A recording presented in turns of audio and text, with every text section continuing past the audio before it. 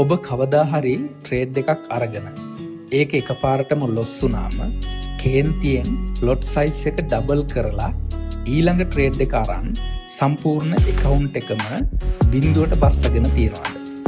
එහෙමත් නැත්නම් පාඩුව කවර් කරගන්නවා කියලා හිතාගෙන මුළු දවසම chart එක දිහා බලාගෙන ඉඳලා අන්තිමට තියෙන සල්ලි ටිකත් මාකට් එකට පූජා කරලා තියනවා. බය වෙන්න එපා. ඔයා විතරක් නෙවෙයි. ට්‍රේඩින් කරන 90% දෙනා මුල් කාලේ කරන්නේ මේ වැරද්දමයි.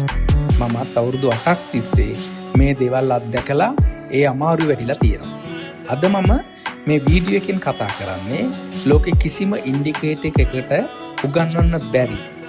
හැබැයි ට්‍රේඩින් වල සාර්ථක වෙන්න අත්‍යවශ්‍යම දේ ගැන.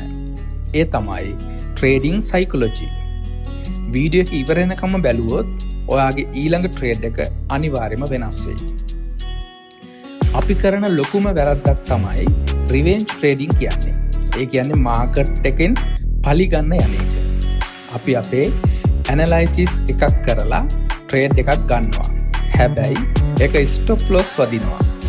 ඒ වෙලාවට අපේ මොලේ ක්‍රියාත්මක වෙන්නේ හරිම ආවේගශීලී විදියට.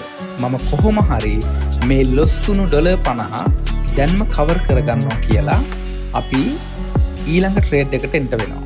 කිසිම කන්ෆර්මේෂන් එකක් නැතුව. මතක තියාගන්න.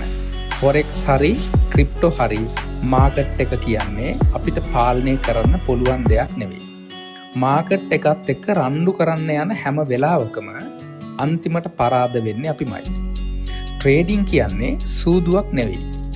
ඒක ව්‍යාපාරයක්. ව්‍යාපාරයක පාඩු වෙන දවසුත් තියෙනවා කියලා පිළිගන්න පුරුදු වෙන්නම ඕනේ. දෙවෙනි ප්‍රශ්නය තමයි හෝලි ග්‍රේල් එකක්.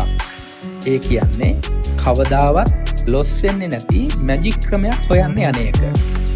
අද එක YouTube වීඩියෝ එකක් බලලා ප්‍රයිස් ඇක්ෂන් කරනවා. හෙට තව එකක් බලලා SMC කරනවා. අනිද්දා වෙන ඉන්ඩිකේටර් එකක් දාගන්නවා. මේ විදියට ස්ට්‍රැටජි එකෙන් ස්ට්‍රැටජි එකට පනිනකොට කවදාවත් අපිට එක් ක්‍රමයක් හරියට මාස්ටර් කරගන්න හම්බ වෙන්නේ නැහැ. ඇත්තම කතාව මේකයි.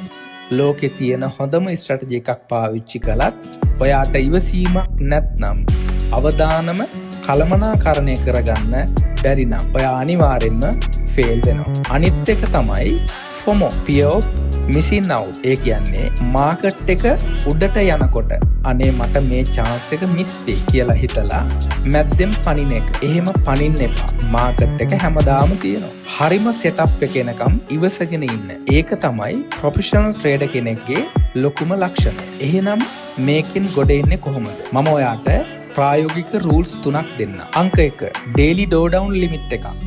ඒ කියන්නේ දවසකට දරා ගන්න පුළුවන් උපරිම පාඩුව තීරණය කරන්න.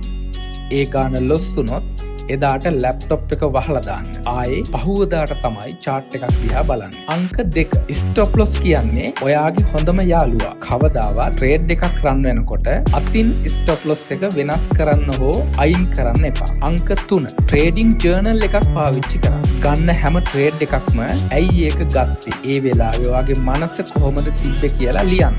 මේක තමයි ඔයාගේ වැරදි හදාගන්න තියෙන හොඳම ක්‍රමය. අවසාන වශයෙන් කියන්න තියෙන්නේ ට්‍රේඩින් වලින් සල්ලි හොයන්න ඉස්සෙල්ලා ඔයාගේ මනස පාලනය කරගන්න ඉගෙන ගන්න ඕනේ. මේක දවසකින් දෙකකින් කරන්න පුළුවන් දෙයක් නෙවෙයි.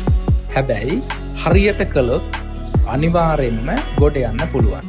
ඔයා ට්‍රේඩින් වලදී කරපු ලොකුම මෝඩකම මොකක්ද කියලා පල්ලෙහායින් කමෙන්ට් කරන්න. අපි ඒ ගැන කතා කරමු.